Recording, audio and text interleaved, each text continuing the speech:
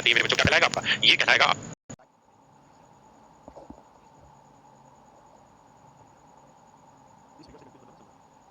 ये बताओ दोस्त, प्रिज्म है या पिरामिड? भाई बेलन लेटा हो, बेलन सीट पे हो, खड़ा होकर क्या पढ़ रहा है? हमें कह रहा बेलन लेटा भाई ये प्रिज्म है या पिरामिड? तो मेरे दोस्त ये भी प्रिज्म है। कैसे प्रिज्म है? क्योंकि देखो इसका कोर्स बेस क्या है, सर्कुलर, और जैसा इसका बेस है वैसा ही इसका टॉप है। मेरे बच्चों ये क्या कहलाएगा, प्रिज्म या पिरामिड? प्रिज्म। आप ऐसा मत सोचो ये सीधा खड़ा होगा तभी प्रिज्म कहेंगे, लेटा हो तब भी वो प्रिज्म ही कहलाएगा, आया ना? जैसे अगर आप नेट पे सर्च करेंगे तो सिलेंडर बोला जाता है, इसको प्रिज्म नहीं बोला जाता है ना, लेकिन आप इसे प्रिज्म ही समझिए।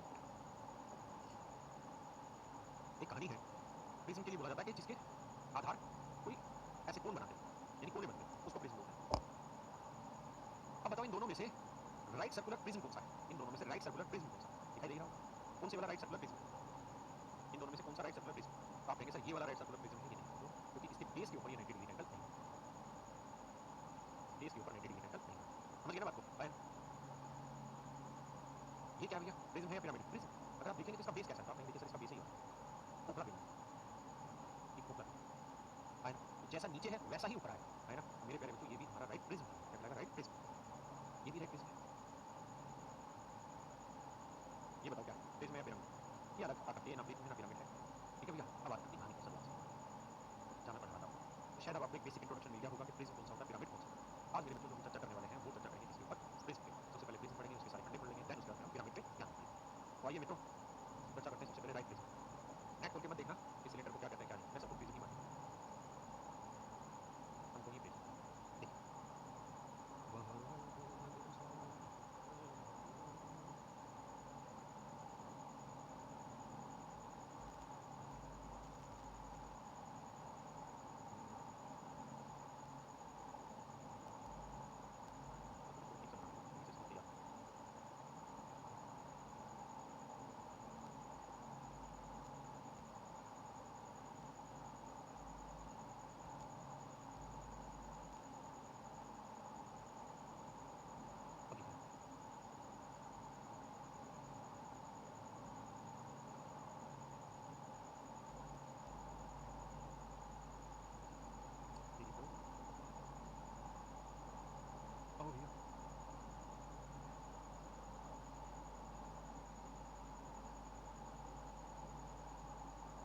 ये मेरे प्यारे बच्चों हमारा बना राइट प्रिज्म।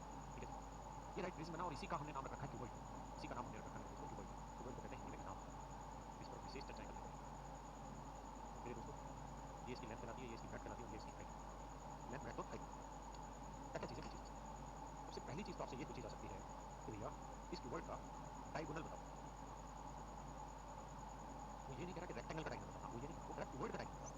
अगर 3D फिगर का डायगोनल पूछ रहा है, क्यूबॉइड का डायगोनल पूछ रहा है, तो क्यूबॉइड का डायगोनल या ऐसे भाषा लिखी आती है बहुत सारी जगह पे, ऐसे भी भाषा लिखी आती है जैसे सवाल में लिख रखी है क्यूबॉइड के बारे में एक्सप्लेन करता है, लिख रखा है to find the length of the longest pole to be placed in a room we will calculate diagonal.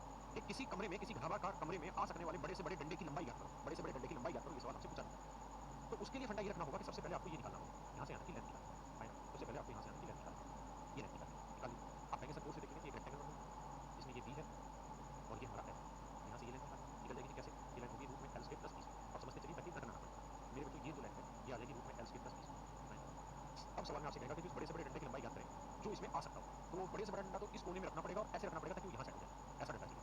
तो ये जो रेड कलर की लाइन खींची गई जो इस कोने से लेके इस कोने तक आए, वो सबसे बड़े डंडे की लंबाई होगी। निकाला कैसे है आप जानते हैं, ये इसके ऊपर 90 बना रहा होगा, ये एच है ना? ये तेरी तो ये 90 बना रहा होगा, ये एच है, ये एल प्लस बी स्क्वायर है ना? तो ये निकल जाएगा हाइपोटेन्यूज पक्का। तो इस हाइपोटेन्यूज की लेंथ आ जाएगी क्या? रूट में एच स्क्वायर प्लस में रूट में इसका स्क्वायर करोगे L square plus B square plus H. ये मेरे बच्चे इसमें बड़े से बड़े डायगोनल की लेंथ है ना? अब अगली बात पे चर्चा करते हैं। यहाँ तक की बातें समझ में आ गई है तो देखिए और क्या क्या सवाल पूछे जा सकते हैं आपसे।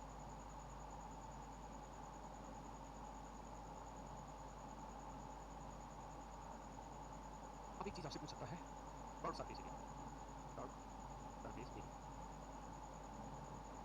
या लेटरल सरफेस एरिया,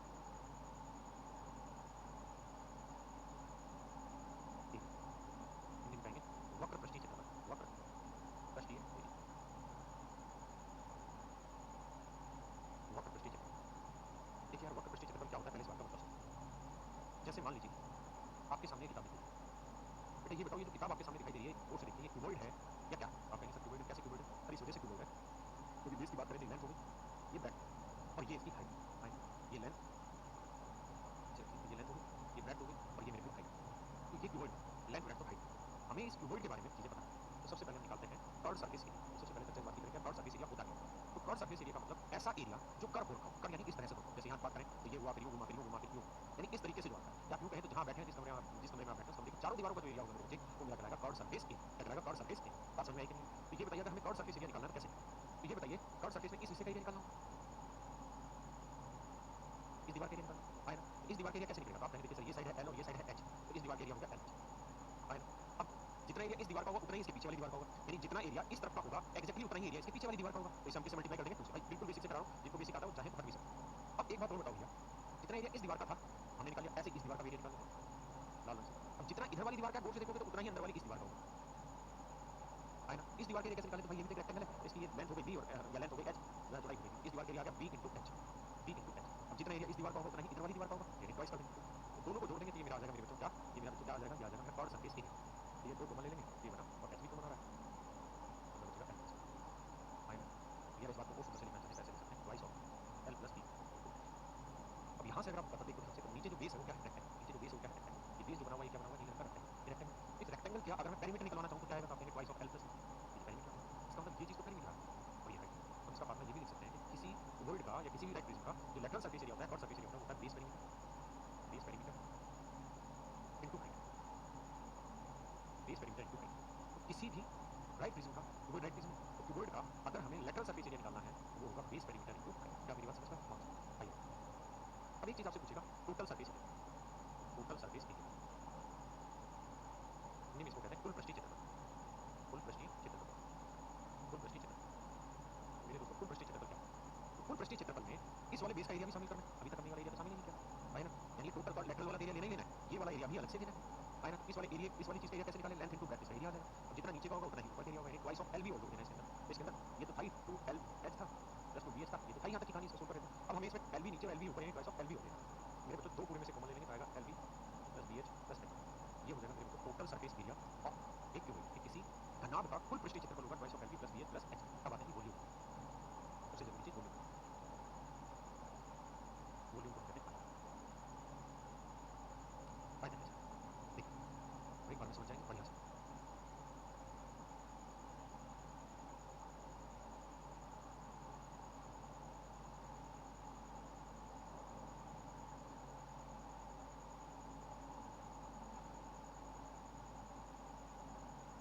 देखिए मेरे बच्चों ये है हमारा राइट प्रिज्म, हमें इसका वॉल्यूम क्या कैसे निकालें हम वॉल्यूम, ये मुझे भी समझ नहीं आ रहा है। आप सजेस्ट करो कैसे निकाला जाए। सबसे पहले तो आप ये बताइए वॉल्यूम होता क्या है? देखिए ये गिलास क्या है? गिलास। इस गिलास में जितनी मात्रा पानी की भरी हुई वही तो इसका वॉल्यूम। आयतन का मतलब इस चीज के अंदर कितनी मात्रा भरी जा सकती है, इस चीज के अंदर कितनी मात्रा भरी जा सकती है मेरे बच्चों, मेरा आयतन है ना, वो मेरा क्या कहलाएगा? आयतन है ना। अगर इसमें पानी की बात हो तो कितना पानी भरा जा सकता है? मेरा वॉल्यूम। कितनी हवा भरी जा सकती है? वो मेरा वॉल्यूम। यानी इसके अंदर कितनी जगह है, इसके अंदर वो मेरा सारा वॉल्यूम। मेरी बात समझ में? इसके अंदर टोटल कितनी जगह है, उस सारी जगह को इवैल्यूएट करना क्या कहलाएगा मेरे बच्चों? मेरा वॉल्यूम कहलाएगा। अब बात यह है कि वॉल्यूम निकाला कैसे जाए, ये बड़ी दिलचस्प है मेरे बच्चों। एक बात बताओ, अगर मैं इस बेस को ऐसे उठाता उठाता धीरे धीरे उठाता उठाता ऊपर तक लेके चला जाऊं, अगर मैं इस बेस को ऐसे उठाता उठाता ऊपर लेके चला जाऊं, ये पूरी जगह कवर कर लेगा? देखो फिर से समझाता हूं। अगर मेरे बच्चों में इस बेस को, ये बेस था मानते हो भाई, मुझे इसके अंदर कितनी जगह है, मुझे इसके अंदर कितनी जगह है वही तो निकालनी है। जितनी इसके अंदर जगह है वो मेरा सारा वॉल्यूम हो, वो सारा वॉल्यूम। जिस कमरे में आप बैठे हुए हैं उस कमरे में कितनी हवा आ सकती है वो उसका वॉल्यूम। तो कैसे निकालें वो कि कितना जगह है इस कमरे में? तो उसका तरीका है कि भाई उसका फर्स्ट उठाओ कमरे का और उसको धीरे धीरे उठाते उठाते उसकी छत तक लेके चले जाओ, तो सारे एरिया को फर्स्ट कवर करता चला जाएगा, वो फर्स्ट सारे एरिया को मेरे बच्चे कवर करता चला जाएगा, हाँ ना। वो फर्स्ट सारे एरिया को मेरे बच्चे कवर करता चला जाएगा और यही मेरा क्या कहलाएगा? उसका वॉल्यूम कहलाएगा। वो मेरा क्या कहलाएगा मेरे भैया? इसका वॉल्यूम कहलाएगा। वो मेरा इसका वॉल्यूम कहलाएगा। क्या कहलाएगा? क्या कहलाएगा? इसका वॉल्यूम कहलाएगा।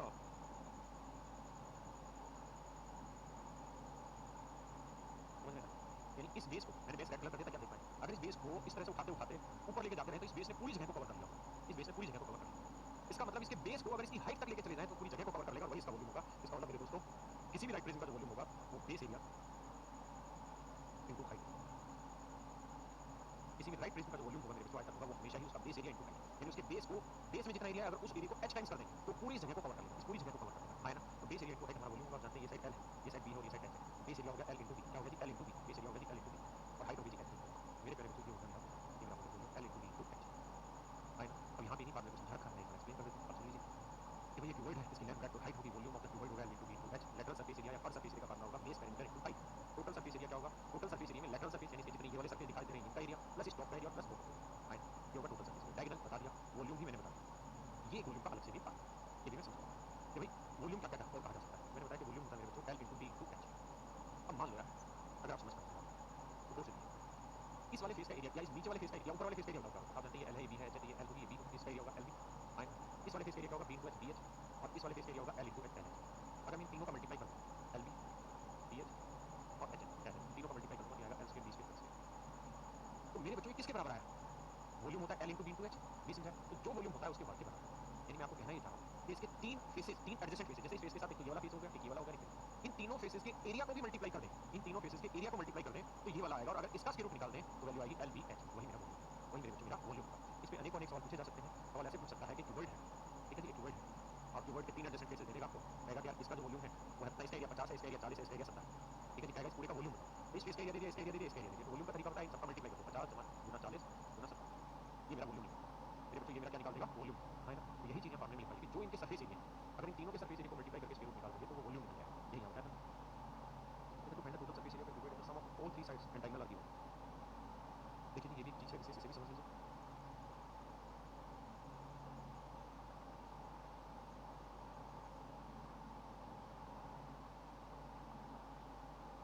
क्या बात है, देखिए उम्मीद देखा जाएगा, बाकी पढ़ा। सवाल में कह रहा है to find the total surface area of a cuboid if the sum of all three sides and diagonal are given. अगर सवाल में आपको ये कह दे कि भाई L plus B plus H दे रखा है, मान लो एस दिया हुआ, और डायगोनल की लेंथ दे रखी है डी, डायगोनल की लेंथ दे रखी है, मान लेते हैं डी। अगर सवाल में लेंथ ब्रेड्थ और हाइट का सम दे रखा है, ठीक है, और डायगोनल की लेंथ दे रखी है, और फिर आपसे पूछे क्यूबॉइड का टोटल सरफेस एरिया, तो मेरे बच्चों टोटल सरफेस एरिया जो होगा वो तीनों साइडों के जोड़ का वर्ग माइनस डायगोनल के स्क्वायर के बराबर होगा। ये मेरा टोटल सरफेस एरिया, ये मेरा टोटल सरफेस एरिया होगा। आप कहेंगे कहानी कैसे, अरे देखो टोटल सरफेस एरिया क्या बताया था, twice of L B plus B H plus H L, यही तो बताया था, है ना। और side L plus B plus H का होल स्क्वायर करोगे, माइनस डायगोनल था रूट के अंदर L square plus B square plus H, तो यही तो वैल्यू आएगी, है ना। अलजेब्रा का फार्मूला लगा दिया भाई, L plus B plus H का होल स्क्वायर करोगे, माइनस डायगोनल का स्क्वायर करोगे, ये वैल्यू। क्लियर है जी यहाँ तक की बात, क्लियर है भाई। ये था क्यूबॉइड, यहाँ पे आपको इतनी ही बातें समझानी थी। अब आते हैं आपके क्यूब पे, आइए एक एक करके चीजें समझते हैं, बहुत जल्दबाजी में रहना नहीं है।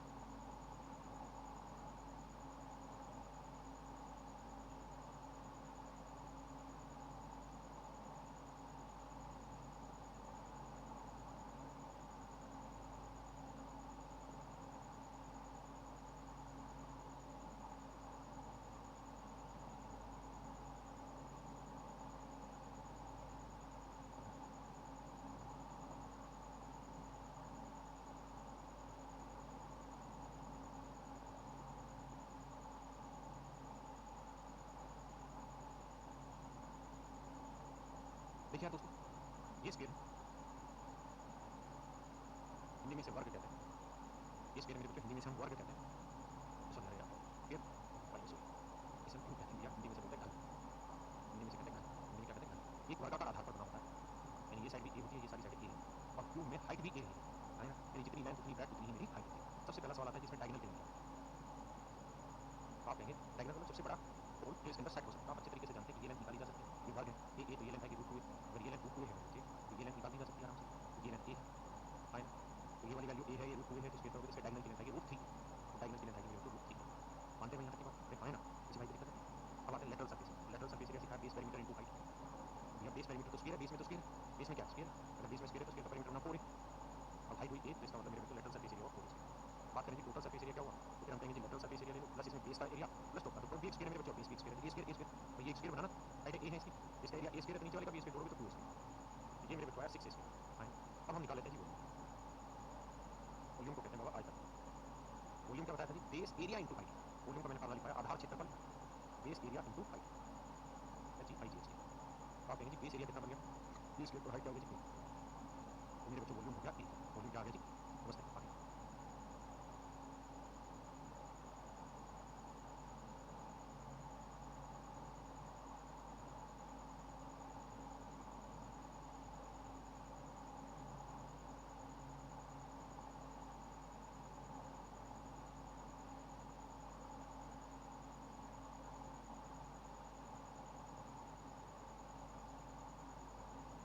देखिए ये जो फिगर दिखाई आपके सामने दे रखी है, ये मेरी बोली जाएगी सिलेंडर, इसे हम कहेंगे राइट सर्कुलर सिलेंडर, इसे हम कहेंगे बाबू right circular cylinder, right circular cylinder. Hindi में मेरे बच्चों बोलेंगे लंबवर्ती बेलन, लंबवर्तीय बेलन, लंबवर्ती, है ना, इसे हम बोलेंगे जी लंबवर्ती ध्यान। देखिए यार सबसे पहला सवाल तो इसमें ये पूछा जा सकता है डायगोनल क्या होगा, तो आपको ये समझना है कि ये कोई कोनिकल फिगर तो है नहीं जिसे कोने निकले हुए हैं, है ना। यदि अगर डायगोनल कभी पूछ ले तो आप करिए क्या कि डायमीटर निकाल दीजिए, ठीक है, ये हाइट रहेगी, ये वाली जो वैल्यू रहेगी ये आपका डायगोनल हो जाएगा, यानी मैक्सिमम इतनी बड़ा कोई भी पोल या कोई लकड़ी का डंडा इसके अंदर इस तरह से रखा जा सकता है, तो डायमीटर हो गया 2r, ये हो गई एच, तो इसकी वैल्यू हो जाएगी H square plus 4r square, है ना, यानी हम ऐसा कह सकते हैं कि डायगोनल की जो लेंथ होगी वो h के प्लस 4 होगी, है ना, वैसे पूछा नहीं जाना चाहिए। अब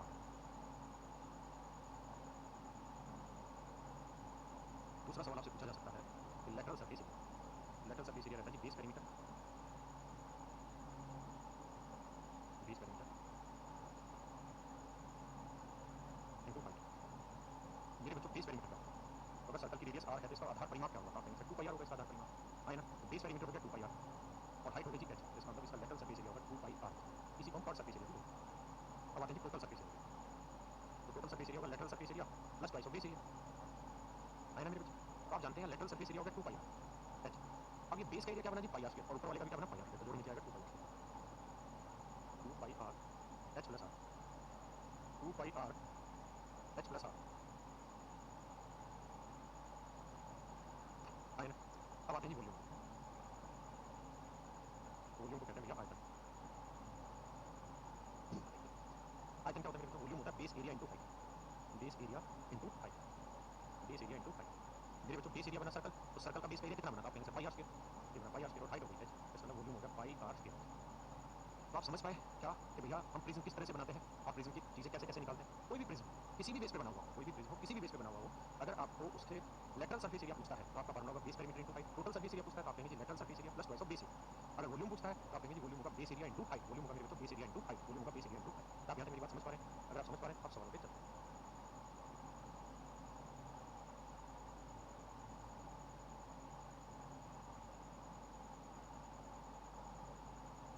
बच्चों भी सब करें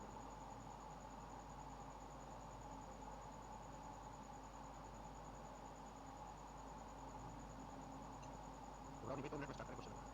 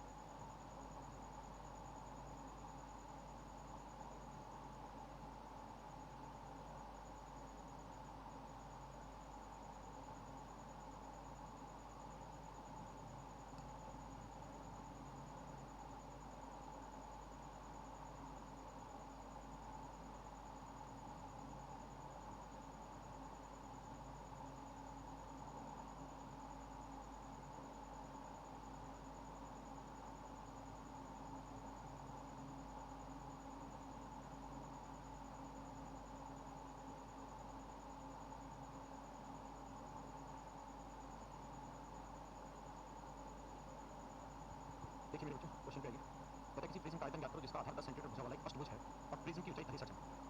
देखिए मेरे बच्चों मैं पहले फिगर बना लेता हूँ, बड़ी जरूरी है बनानी, इसी आपका बेसिक होगा। कहता जी प्रिज्म है, ये कोई प्रिज्म है,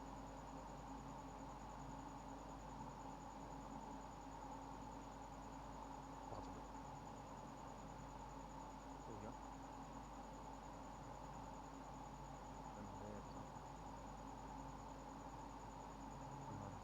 ये चलो अभी हो जाता है।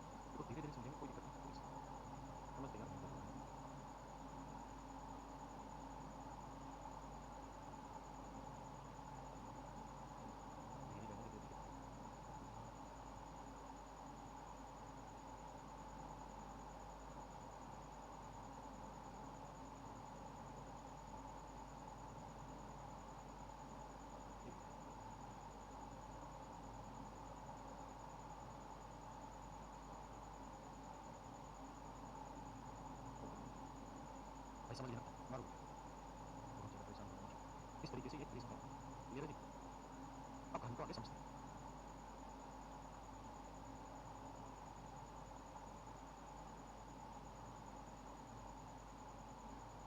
इस तरीके से एक पेसिंग रखा मेरे बच्चों, सारी चीज़ें समझ लूँ बहुत बढ़िया तरीके से, 2 दिन फालतू लग जाए कोई दिक्कत नहीं है, लेकिन महसूस करना ज़रूरी है। जितनी बार महसूस करने लगे उसके बाद चीज़ें समझ में आएगी। ये हेक्सागन बेस्ड पेसिंग है भाई।